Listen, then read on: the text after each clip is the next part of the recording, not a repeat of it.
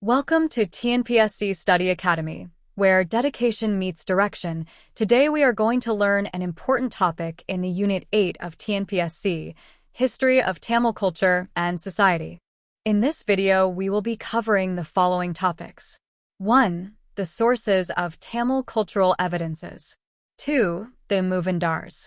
And the political landscape during the Sangam era. Moving to the first topic. The sources of Tamil cultural evidences. One of the main evidences were the literature works by the great poets of the Sangam era. 1. Tolkappiyam, written by Tolkappiyar, was one of the important works which described the grammatic rules for the Tamil languages that included phonetics and semantics. 2. Pathanan Keeskanaku and Pathanan Melkanaku Noalgal was another great compilation of various poets. This work is further divided into Pathupattu and Etuthagai. 4. Padanapalai was a literary work that sang praises about the port city of the Cholas. 5. Madurai Kanji sang the praises of the Pandya kingdom. Another important literary works were the Imperum Kapiyangal. 1. Silapathagaram. This epic poem by Ilango Adigal narrates the story of a merchant family and their trials. 2. Manamegalai. This epic by Seethalai Sathanar is considered a sequel to Silapathagaram. 3. Sivaka Chintamani. This epic by Tirukurular narrates the story of a prince named Sivakan and his journey towards self-realization. 4. Valayapathy. This epic by an unknown author tells the story of a king named Valayapathy and his struggles. 5. Kundalakesi. This epic by Naga Kuthar narrates the story of a princess named Kundalakesi and her encounter with a Jain monk. All these literary works were written in the Tamil Brahmi script, which is the language found on maximum of inscriptions and ancient carvings found in the areas of Madurai, Kiladi, and other excavation sites. The archaeological sites where the evidences of ancient Sangam were found is given to the map on the left. Places in the region of Thuthukudi, Puducherry, Erode, Tenkasi, Madurai, Trichy, Theni, and Nagapattinam were the areas which were excavated. Moving on to the second topic. The Moovandars.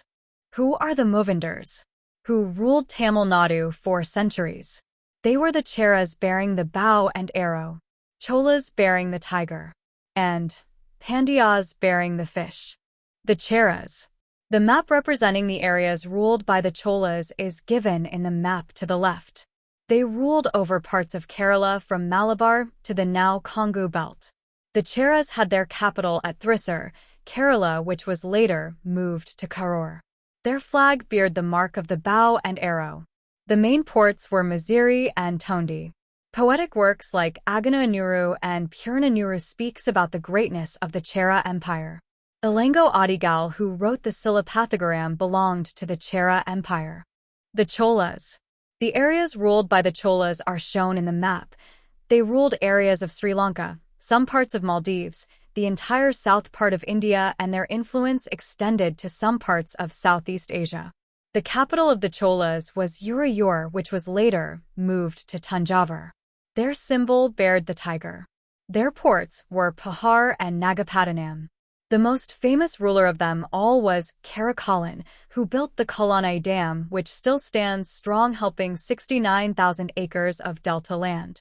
They built great structural temples like the Brihadeshwara Temple, which is credited with the UNESCO Heritage Site.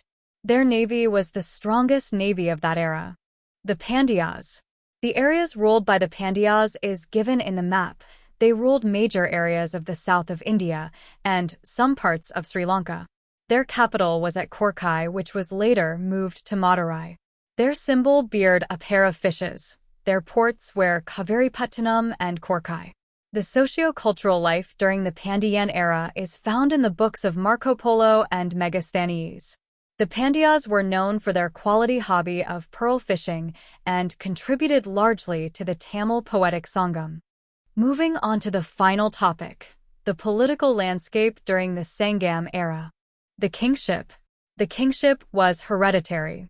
The king was called Vayendan, Ko, Manan, Kotravan, or Arivar. The crown prince was called the Comagan and the younger prince was called the Alango.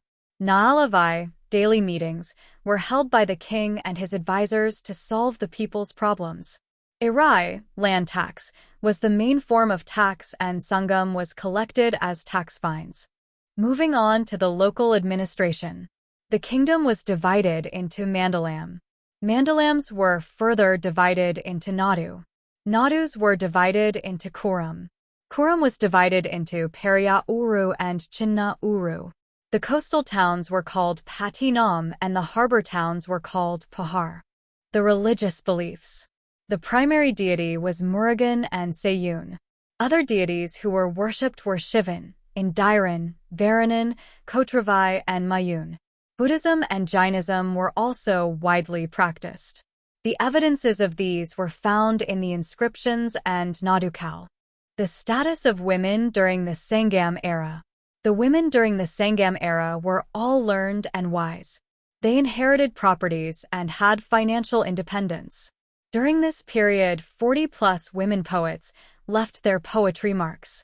Poets like Avayar, Pomudare, Vilavidir were prominent names. Thank you for watching this video. Don't forget to like, share, and subscribe and hit that bell button.